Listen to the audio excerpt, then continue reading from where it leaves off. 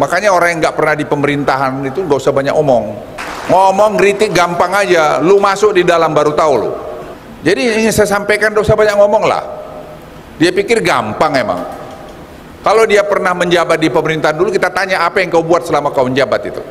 Nah, bismillahirrahmanirrahim. Assalamualaikum warahmatullahi wabarakatuh. Balik lagi kita di channel Sumber Dakwah Official lah. Ini kita akan melihat pidato Pak Jenderal Opung Luhut Binsar Panjaitan. Pokoknya di sini kita akan melihat momen Opung Luhut Binsar Panjaitan menantang habis-habisan orang yang suka nyinyir atau mengkritik Presiden Jokowi. Oke, tanpa berlama-lama langsung kita melihat videonya. Bismillahirrahmanirrahim. Let's go. Dari situ saya punya confidence tinggi bahwa apapun masalah di Indonesia ini kalau kita kompak, kita bisa selesaikan. Jadi kita harus jadi satu. Ada kurang lebih, tidak mungkinlah sempurna. Kalau kau mau sempurna, saya berkali-kali bilang kau pergi di surga sana. Ya, saya belum mau pergi surga, mau di. Jadi saya minta teman-teman sekalian, ayo, ada perbedaan-perbedaan kita, ada kurang di sana sini, pasti ada. Tapi kita sudah mengarah dari bawah leadership Presiden Joko Widodo kepada arah yang benar. Di mana Presiden memberikan contoh tauladan, ya, tidak macam-macam, tidak aneh-aneh, dan kerja keras. Ini saya minta titip pada teman-teman sekalian supaya kita tahu. Jadi kalau presidennya nggak berani macam-macam, ya saya juga nggak berani macam-macam lah. Lah kalau saya nggak berani macam-macam, di bawah saya juga nggak berani macam-macam. Itu saya kira prinsip yang harus kita pegang semua bersama. Tadi saya sudah katakan hilirisasi itu yang satu. Yang kedua, orang selalu bilang apa lagi itu sebenarnya. Saya kemarin dia updesi sampaikan itu. Yang kedua adalah digitalisasi. Nah, yang ketiga tadi adalah dana desa. Yang keempat adalah tadi commodity price. Tapi harga komoditi itu kan fluktuatif. Sekarang sudah tahun ini kita tidak akan ada windfall daripada commodity price lagi. Yang ada tiga ini: hilirisasi, digitalisasi, dan tadi dana desa. Dana desa ini di 74.000 desa lebih. Dengan kita tambah program gasing sekarang itu, pendidikan tadi untuk matematik dan fisika, itu akan merubah warna Indonesia ke depan ini. Nah, digitalisasi apa yang penting teman-teman sekalian? Kenapa ini menjadi penting? Dan ini saya senang sekali, Pak Anas waktu itu ketemu saya, kami suka ketemu makan siang, dia bilang, Pak, ini harus kita golkan, Kepresnya ini terus keluar untuk SPBE ini. Dan itu keluar, dan sekarang kita eksekusi. Ternyata kita punya 27.000 aplikasi seluruh pemerintahan ini. Itu punya berapa banyak vendor itu. Sekarang saya lihat banyak, saya katakan adik-adik yang muda yang dari ahli-ahli, ayo tunjukkan kau ini orang Indonesia hebat, satukan itu. Gak usah pakai uang-uang. Karena waktu dulu peduli lindungin nggak ada uang-uangan itu. Kita bisa bikin dan menjadi satu apps yang terbaik di dunia.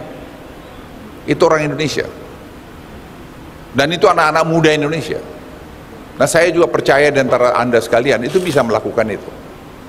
Sekarang kita lihat apa digitalisasi yang jalan. Anda lihat sekarang e-katalog itu ada 105 miliar dolar atau 1.600 triliun yang selama ini kita impor, hampir 90%. Sekarang bertahap dari mulai tahun lalu itu sudah mulai kita masukkan e-katalog. Itu Pak Anas punya prestasi, itu sudah 400 triliun tahun lalu. Tahun ini Presiden memberikan instruksi kemarin di Senayan, itu 90% kita harus capai tahun ini, dan itu bisa. Dan apa dampaknya ini? Ini orang yang gak banyak tahu. Makanya orang yang gak pernah di pemerintahan itu gak usah banyak omong.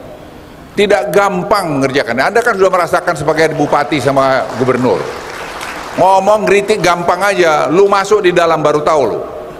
Ya. Kalau lu kerja main-main ya ketangkap OTT itu kau, itu aja. Jadi ingin saya sampaikan, gak usah banyak ngomong lah. Dia pikir gampang emang. Kalau dia pernah menjabat di pemerintahan dulu, kita tanya apa yang kau buat selama kau menjabat itu. Nah, apa? Siap. Sekarang kita lihat ini, Pak Anas ini paling nih. Pokoknya provokasi saya terus itu. Pak Luhut tolong ini Pak. Saya bilang, oh iya. Boleh juga nih Anas ini, saya pikir dia kan anak muda ya, paten, tepuk tangan dulu buat Anas ini ya. Beliau ingatin saya, ya kan saya juga manusia, punya keterbatasan, saya juga nggak pernah merasa Superman. Tapi saya mau dengarkan, saya ulangi ya, saya mau dengarkan pikiran-pikiran orang lain yang kalau masuk logika saya segera kerjakan. Itu yang membuat saya selamat selama saya menjadi seorang prajurit di Kopassus selama 21 tahun di berbagai operasi militer, karena saya dengar pendapat prajurit saya. Komandan, kita mungkin begini Pak, begini. Kenapa kamu mesti gitu? Ya pikiran kami begini Pak. Oh ya, masuk akal juga. Oke, laksanakan. Dan saya tidak perlu merasa bahwa dia lebih pintar dari saya. Ada hal-hal yang dia lihat saya tidak lihat. Itulah timur. Saya ulangi, itulah timur. Jadi kalau Anda sebagai bupati, sebagai gubernur, sebagai wali kota, sebagai pejabat tinggi apa saja, jangan kita merasa bahwa kita paling hebat. Semua itu hebat di dalam bidang masing-masing. Nah, kehebatan-kehebatan itu kita satukan, itulah menjadi power yang sangat hebat. Anda bisa melihat orang puji-puji Indonesia soal penanganan COVID-19. Apa itu karena kerjanya satu orang, dua orang? Tidak. Kita beruntung ada Presiden Jokowi yang mau dengarin, dan pemimpin itu harus mau mendengarkan pendapat dari bawahnya. Saya titip sama kalian. Saya boleh nyampaikan itu, umur saya 76 tahun ini. Saya kira mungkin saya paling tua di ruangan ini. Ya, jadi bolehlah kalau agak-agak dikit gitu. Jadi balik kepada tadi itu, digitalisasi super penting. Nah ini saya minta kita integrasikan semua. Pak Anas sudah bekerja keras. Kita semua ayo bantu rame-rame. 7 kementerian di tempat saya bilang semua harus jadi satu. Ya, itu Simbara. Simbara itu kita bikin yang menangani batu bara, menangani nanti sekarang juga kita masukkan nanti kelapa sawit, kita masukkan juga nanti itu pelabuhan. Emang tiba-tiba naik penerimaan pajak kita 48,6% itu dari batu apa? Dari efisiensi. Karena semua terdigitalisasi. Ini yang kita bangun ekosistem sehingga akan mengurangi korupsi, akan membuat efisiensi, akan juga inovasi-inovasi dari anak-anak muda Indonesia. Saya tadi diberitahu oleh Pak Anas, di tempat kita ini banyak anak-anak muda hebat-hebat yang membuat aplikasi-aplikasi di kementerian, lembaga, di Pemda dan sebagainya. Ayo, Anda bekerja. Tidak pakai uang-uang mahal-mahal. Semua itu. Dan saya yakin bisa, hakul yakin. Karena pengalaman di COVID-19 kemarin. Kita tadi waktu ditayangkan pemberian penghargaan kepada provinsi, kabupaten, Kodam, Polda dan sebagainya oleh Presiden mengenai penanganan COVID-19, kita lihat betapa kita bekerja sama semua bisa jalan. Oleh karena itu saya minta teman-teman menteri yang hadir di sini, ayo kita sama-sama menyatukan kita punya pekerjaan ini. Dan saya yakin sekali lagi, pilar kedua kita itu dari digitalisasi, itu akan membuat ekonomi kita makin baik ke depan. Dan saya percaya bahwa ada di sini Jatim, saya dengar dari Pak Anas, IT-nya, sistem IT-nya sudah bagus, Jawa Barat juga sudah bagus, dan beberapa tempat sudah bagus. Bagaimana kita mengkonek ini saja? Di kementerian juga sudah bagus, dan seterusnya. Sehingga kita akan bisa menghemat dana-dana untuk tadi penggunaan daripada yang tidak perlu, yang ternyata bisa kita buat dalam negeri. Saya berharap tidak usah menyewa konsultan-konsultan lagi untuk ini. Kita ada punya Telkom, ada punya 3 itu saja digunakan, saya kira sudah bagus tanpa biaya, dan itu bisa semua berjalan.